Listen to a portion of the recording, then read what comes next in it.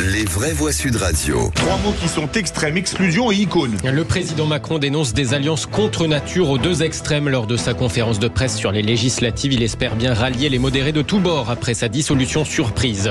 Le séisme se poursuit à LR où le bureau politique exclut le président Éric Ciotti. Ce dernier conteste la validité de la décision. Il avait même fait sortir les salariés puis verrouiller le siège pour empêcher la réunion. Et puis, comment lui dire adieu? Question sur toutes les lèvres à longueur d'hommage après la disparition d'une icône. Françoise Hardy s'éteint à l'âge de 80 ans. Les vraies voix Sud Radio. Il s'est affiché déterminé lors de sa conférence de presse organisée par le parti Renaissance et non par la présidence de la République. Emmanuel Macron a donc mis les deux pieds dans la campagne des législatives anticipées après sa dissolution surprise de dimanche. Et à ceux qui en douteraient, il l'assure, il entend bien voir son camp l'emporter, renvoyant dos à dos la gauche alliée avec LFI et puis certains LR, dont Éric Ciotti, désormais main dans la main avec le RN. Nous avons des alliances contre nature aux deux extrêmes qui ne sont d'accord à peu près sur rien, sinon les postes à partager, et qui ne seront pas en capacité d'appliquer quelconque programme. La gauche républicaine et ses dirigeants, qui avaient exprimé, semblait-il, des choix clairs durant cette campagne européenne sur la social-démocratie, l'économie sociale de marché, l'Europe, vient de s'allier avec l'extrême gauche, qui s'est, durant la même campagne, rendu coupable d'antisémitisme, de communautarisme, d'antiparlementarisme et au fond de rupture de fait avec beaucoup, là aussi, de valeurs de la République. Emmanuel Macron qui justifie cette dissolution par une nécessaire clarification du paysage politique. Il assure également qu'il ne va pas démissionner quel que soit le résultat de ces élections législatives. Et pendant ce temps-là, l'onde de choc provoquée par cette dissolution continue à secouer LR. Oui, tel un forcené, Éric Ciotti exclu de facto par un bureau politique qu'il avait refusé de réunir. Nous le délogerons physiquement s'il le faut, assurait aujourd'hui les responsables LR qui entendaient bien le démettre de la présidence du parti après cette volonté affichée hier de s'allier avec le RN. Bureau politique refusé donc par Éric Ciotti qui avait même fait sortir les salariés du parti puis verrouiller les portes, comme le raconte l'un de ses permanents de LR rencontrés dans la rue par Thomas Ranou devant le siège. On a reçu un mail nous demandant de nous mettre en télétravail à partir de midi puisque le siège fermait. Voilà.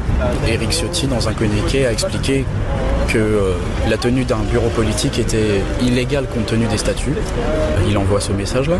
Ce qui est légalement vrai, seul contre tous dans son cas.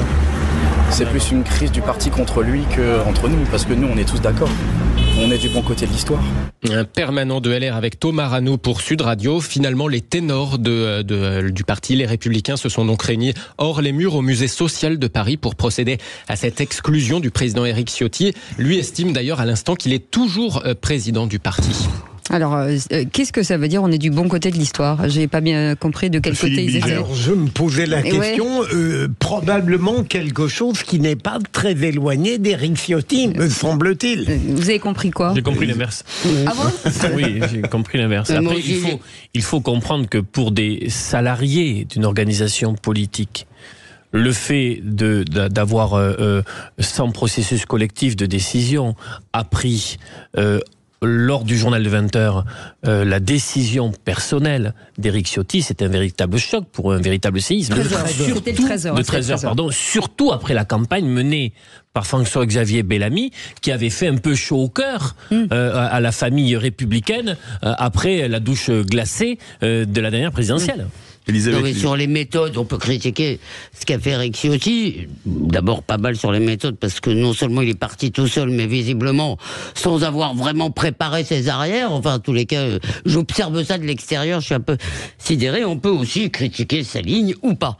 Mais moi, ce qui me frappe quand même, c'est la montée aux extrêmes chez LR. Qu'est-ce qu'il y a? Ils ont fumé quoi?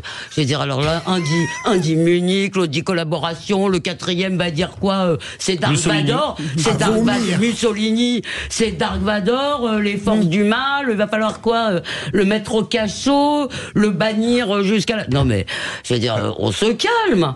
Et, même s'ils sont pas contents, ils peuvent quand même... Voilà, si vous voulez, lui a peut-être eu un comportement tout à fait critiquable, mais eux, ils sont un peu bizarres, là, à taper tous sur le même clou. Ça donne un spectacle assez consternant. 3e mot, icône, la France pleure Françoise Hardy. Sous aucun prétexte, je ne veux avoir de réflexe malheureux. Il faut que tu m'expliques un peu mieux C'est son fils Thomas Dutronc qui a annoncé la nouvelle par ces mots écrits sur les réseaux sociaux. Maman est partie, des mots accompagnés d'une photo de Françoise Hardy. Elle s'éteint à l'âge de 80 ans après avoir lutté 20 ans durant contre un cancer apparu dès 2004.